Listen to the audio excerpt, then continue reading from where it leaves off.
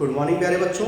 First part हमने इसका देखा था। सेकंड पार्ट में हम देखते हैं कि फर्स्ट पार्ट में हमने देखा था सारे पार्टिसिपेंट वहाँ पर इकट्ठे हुए थे और वो जो चीफ मिनिस्टर था उन्होंने अनाउंस किया था कि आप नए जो चीफ मिनिस्टर हैं या जो भी कोर्ट में हम जिनको भी जॉब देना चाहते हैं उनसे कोई एक अच्छा पार्टिसिपेट होगा जो सभी तरह से पारंगत होगा, परफेक्ट होगा, उसको हम ढूंढेंगे, आइडेंटिफाई करेंगे। तो उन्होंने अर्ली मॉर्निंग सबको वहाँ पर बुलाया।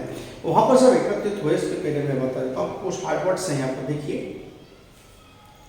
है ना।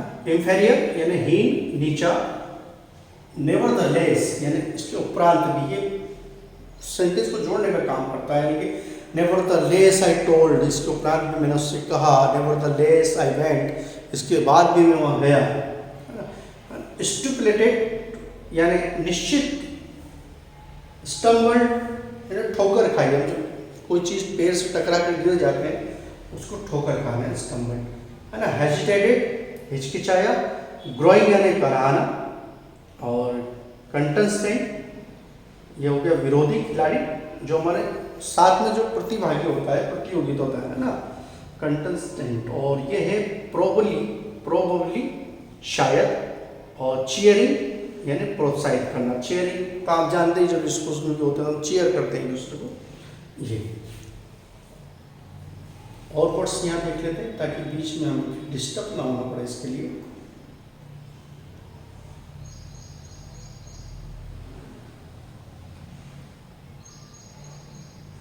है ना। स्ट्रैंड खड़ा हुआ, डिफिकल्टी कठिनाई, लीनिंग झुकाव, यह है जुबिएंट आनंदित, एराना अखाड़ा, ये फिर आगे बढ़े यहाँ पर स्टुप्लेट निश्चित, हंग यानी हिलाया,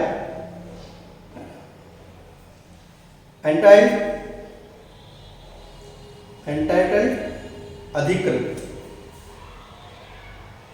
ऑफिशियल इंग्लिश को बोलते हैं हम, गोल्डन चांस सुनहरा अवसर, स्पार्क चमक उठी, है ना। स्पार्कल भी आप लाते हैं, बर्थडे मनाते हैं जब, या दिवाली पे भी लाते हैं स्पार्क इन लाइट, है ना, वही स्पार्क चमक उठी।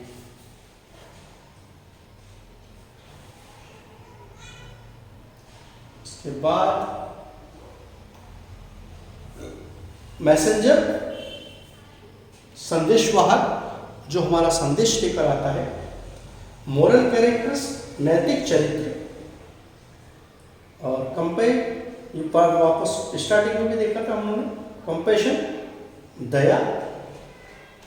इस प्रकार से सारा हार्ड वर्ड्स है यहाँ। फिर हम यहाँ आगे जहाँ हम चले थे वहाँ से हमें स्टार्ट करना है। देखिए जैसे मैंने बताया सब लोग वहाँ पर अर्ली मॉर्निंग में हो गए, है ना। They participated in different games, उन्हें मतलब उन्होंने बहुत सारे अलग अलग डिफरेंट गेम में पार्टिसिपेट किया। None of them were inferior to the other in any case, कोई भी किसी से भी कम नहीं था, कोई भी किसी से भी नीचा नहीं था। नेवरदलेस इसके उपरांत भी the first 3 viewers of every game were retained for the next round, इसके बाद भी जो पहले 3 व्यक्तियों को हर गेम में से निकाला गया। At last there were only 15 candidates left, इसलिए आप अंतिम में कितने बचे थे? केवल 15 कैंडिडेट्स बच गए थे फाइनल में निकालने के लिए, है ना। The last events of the day was marathon race, last event थी मैराथन रेस। मैराथन रेस आप जानते ही, किसी वो एक पार्टिसिपेट दौड़ता है, फिर वो दूसरी चीज़ को लेकर दूसरा दौड़ता है, फिर तीसरा दौड़ता है, फिर चौथा दौड़ता है। वो hurdle race, marathon race, marathon race जो होती है वो कंटिन्यू चलती है, एकदम ले रेस चलती जाती है, एकदम रुकते नहीं है, कंटिन्यू चलती है यहाँ पर, तो उसमें मैराथन रेस है। और the participant were asked to go round the main market area of the capital within a stipulated time. Participant को जो मार्केट था उसके मेन एरिया में से, ग्राउंड में से वहाँ पर जाना था, और जो एक निश्चित टाइम था वहाँ पर उन्हें पहुँचना था। The winner of the race would get the coveted appointment, और जो भी उस रेस का विनर होगा वह एक सम्मानित नियुक्ति उस कोर्ट में प्राप्त कर लेगा। ऐसे वहां पर नियम बनाए गए थे। The last event of the day was, ये तो हो गया, द रेस बिगेन, रेस जो थी चालू हुई। One of the young man ran so fast that he soon overtook all the other candidates. You see, one of the young men ran so fast that soon overtake the other candidates. जैसे race start हुई, एक दूसरे को overtake करने के लिए आगे के भागने लगे थे। Covered of the market area and started returning back to the games arena. और जैसे ही वो मार्केट एरिया में से पीछे, तो वहाँ से फिर उन्होंने वापस होना प्रारंभ किया। कहाँ? अखाड़े की ओर, जहाँ उनका पॉइंट था वहाँ पर। The young man was still way ahead of the other participants. जो यंग मैन था वो अभी भी सबसे आगे था, पार्टिसिपेंट जितने थे उन सब में आगे था। Everybody was cheering all the participants, but was sure that he would win the race and get his prize. सब भाग रहे थे, लेकिन सभी लोग सबको चीयर कर रहे थे, लेकिन सभी लोग ये श्योर थे कि जो यंग मैन सबसे आगे भाग रहा है वो प्राइज को जीत लेगा, वो विनिंग हो जाएगा। Suddenly he stopped. अब जो सबसे आगे चल रहा था वो सडनली रुक गया वहीं पर।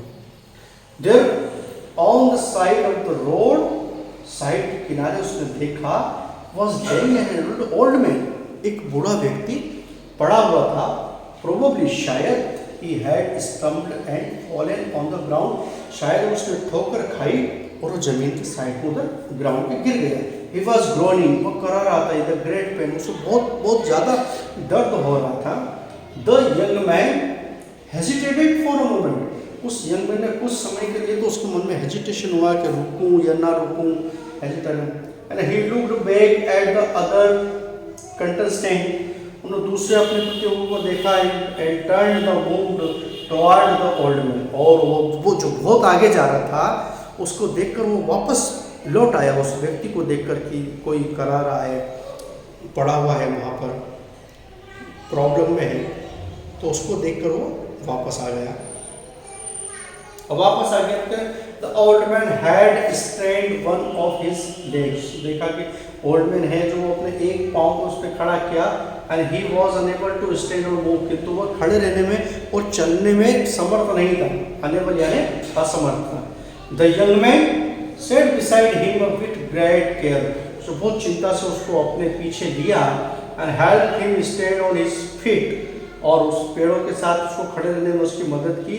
The old man stood up with great difficulty and leaning on young man's shoulder. वो जो ओल्ड मैन था, जो बूढ़ा व्यक्ति था, बहुत मुश्किल से अपने पैरों पर खड़ा हुआ और उसने वो यंग मैन के शोल्डर पर झुक गया। Reached home at the other side of the road, और उसने अपने कंधे पर लिया, रेस तो पता नहीं कहाँ गई, और उसके रोड के साइड में जो उसका घर था वहाँ ले गया।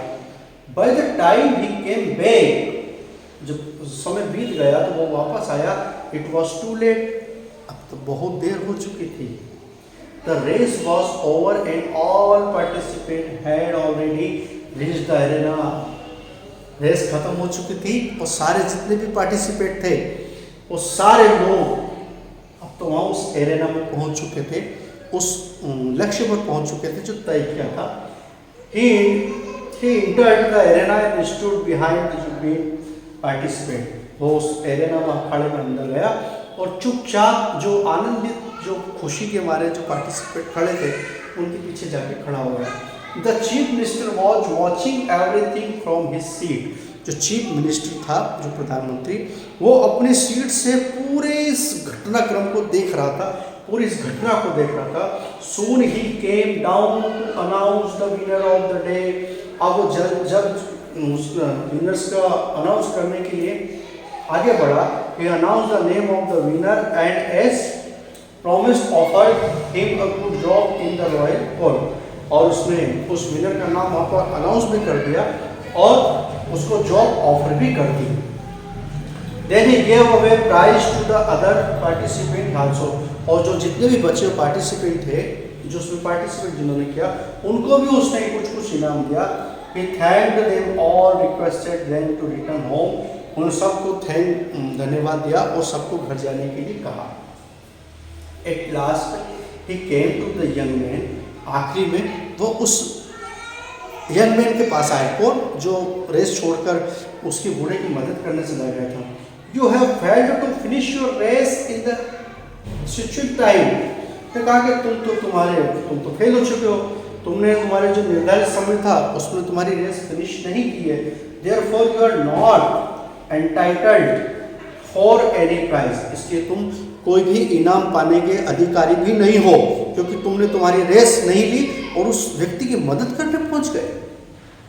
He said, the young man hung his head and said but said nothing. उसने यंग मैन ने अपना सिर हिलाया लेकिन कहा कुछ भी नहीं। उसने कहा कि हाँ ये सही है, मैं उसकी मदद करने पहुंच गया। You were running so fast that you were sure to win the race. तुम इतने तेज दौड़ रहे थे कि तुम निश्चित रूप से जीत जाते। Then why did you lose the golden chance? किंतु तुमने ये गोल्डन चांस क्यों छोड़ दिया? यदि तुम उसकी मदद करने नहीं जाते तो तुम तो जीत जाते। The chief minister asked again, उसने फिर पूछा। The young man stopped. Young man रुका।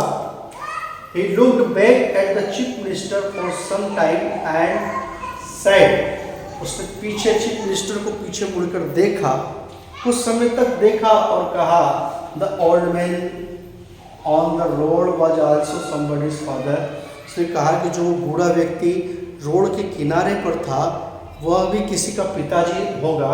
It was more important, ये बहुत महत्वपूर्ण था, for me that someone is need, ये मेरे लिए बहुत महत्वपूर्ण था कि किसी को मेरी आवश्यकता है।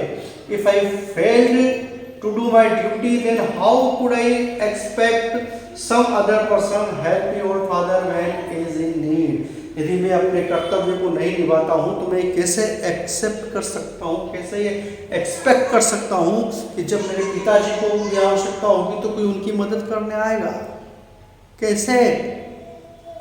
The chief minister's eyes sparkled. जो चीफ मिनिस्टर की आंखें चमक उठी, मतलब जो वो ढूंढ रहा था वो उसे मिल चुका था। However, he said nothing and asked the young man. उसने अभी तो उससे कुछ नहीं कहा और उसे जाने के लिए कह दिया।